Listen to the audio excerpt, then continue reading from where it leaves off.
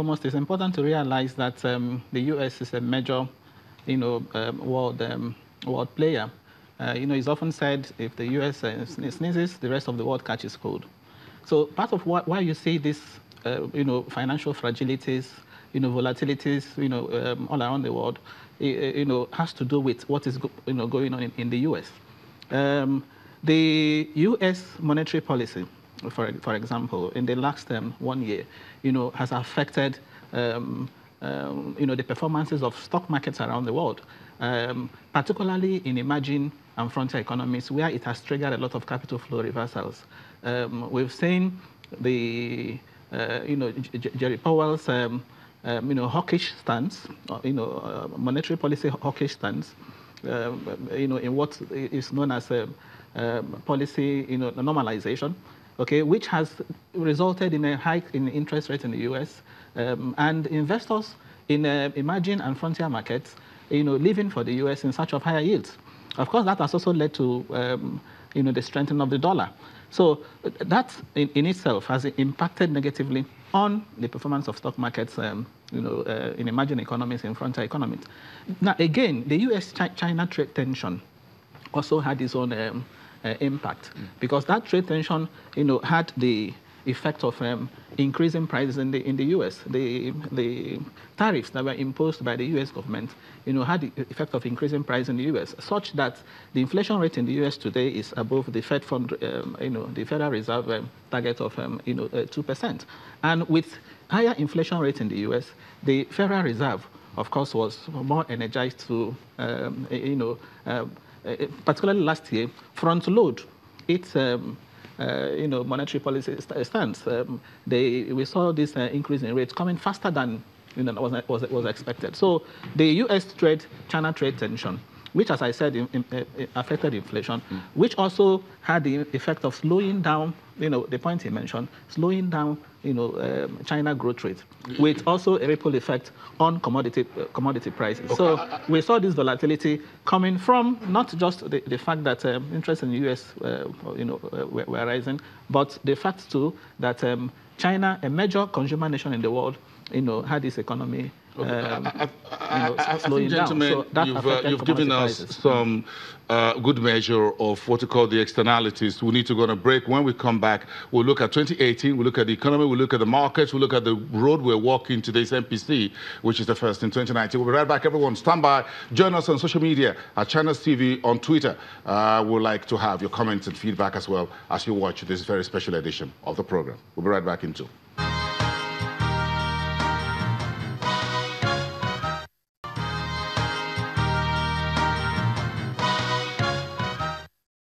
Hello, everyone, and welcome back to the program. A very special edition of Business Incorporated live from Abuja, Nigeria's political capital. Of course, we're here today. For the first time in the new year, the Monetary Policy Committee of the Central Bank is meeting. Of course, we're expecting the Central Bank Governor to give some outlook into the monetary policy direction for the new year. So it's going to be more than just the MPC, but we expect the governor also to speak to the political season and what to expect in the new year. All of that is very, very important. So we're tracking that for you here with our team of analysts here in the studios. Paul Elijah from SPA Professionals is joining us as a senior economist. Thank you, Paul. Thank you. Dr. Ogo Okiti is also here, who is an economist and chief executive officer at Time Economics.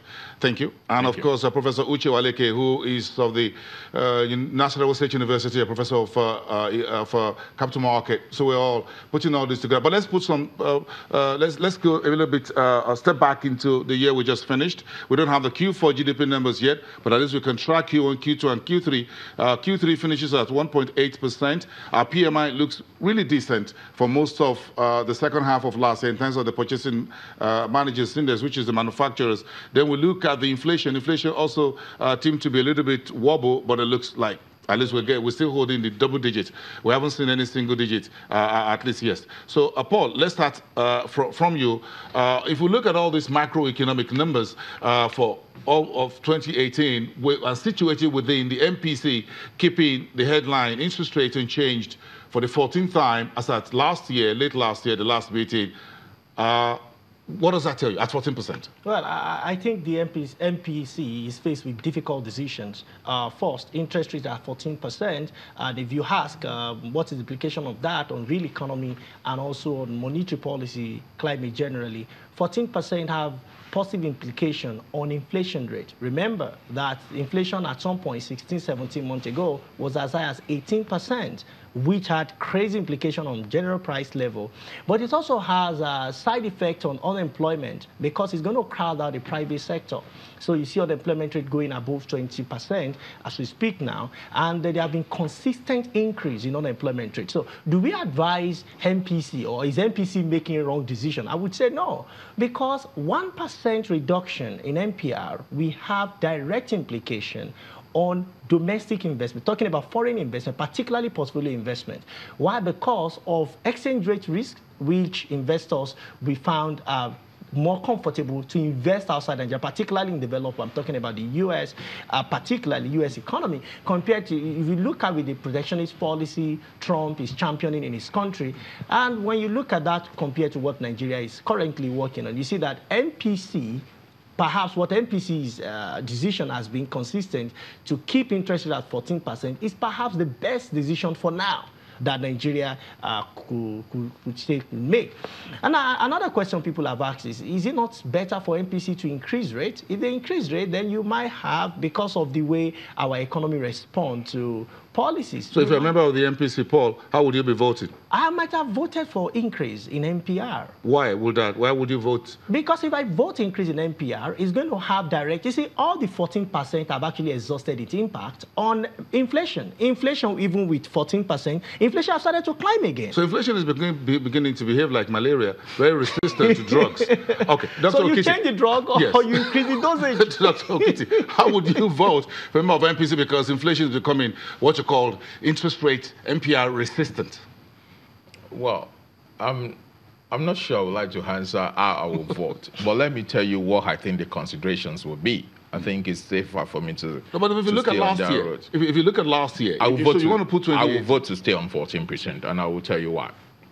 One, I think the first thing the MPC will be looking at is the issue of growth.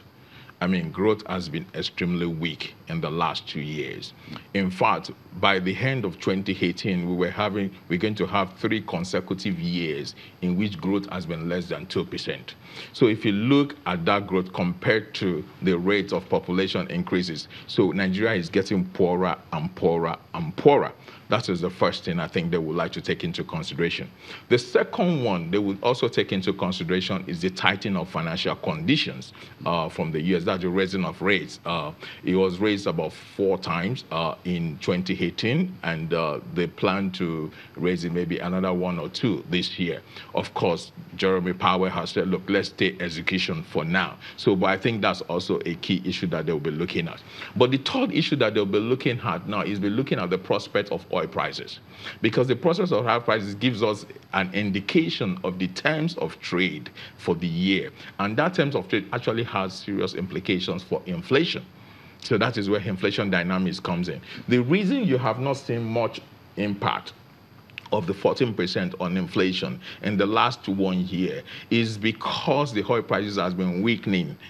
That's the reason we haven't seen much of it. So if we had had a very strong oil price growth, would have seen a greater impact on the level of inflation. So those are the 3 cardinal issues I believe that the MPC members will be looking at. They'll be looking at weak growth, they'll be looking at inflation, and they'll be looking at Nigerian terms. And if you want to add, this is the reason why I believe it will be 14% at the end of today, they would not want to send a signal.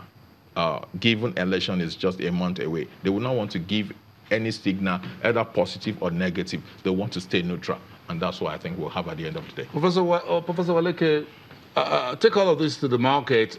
When we have economists sitting together like this, it becomes very difficult because they're all divergent views. What's your view? How would you, yes, coming through the route we traveled in 2018, do you think being hawkish all through last year was the right position? Or do you think there are any things in the macroeconomic environment that should begin to give us an idea of whether we should begin to slow down a little bit, take our foot off the pedal? Yes, let me categorize the considerations into 2. okay, primary and secondary. The primary consideration today will still remain the inflation rates and inflation expectations. That will be the primary consideration, and that will be consistent with the central bank's mandate of maintaining price stability. Because if you check, all through last year, and even since July 2016, when we had this 14%, that has been the major consideration, because central bank is always conscious of the fact that it has a responsibility to subdue inflation. And part of why I also think that the decision today will be a whole decision, happens to be the fact that the risks, the downside risks to this inflation, which I said is the primary consideration of the central bank, the risks don't appear, to be that significant any longer. Talking about some of the risks we saw, particularly affecting the food index. Yes. So if you're voting, how would you vote? Yes, to hold. And I'm trying to give hold. You, yes, I'm trying to give you some of the reasons. We're going to take a lot more about why you would vote. Of course, that's how the communique works. You've got to give reasons for what you do. Yes. But we need to, let's just wrap this up at this point, and then we'll come back for the full considerations and your opinion. You gentlemen, you've been a very wonderful panel. We thank everyone for watching this very special edition of Business Incorporated. Of course, it's a big day here in Nigeria today with the first MPC meeting and decisions that will be coming through within the hour. We thank you very much for watching Business Incorporated. We'll be right back. I am Boston Namofaye.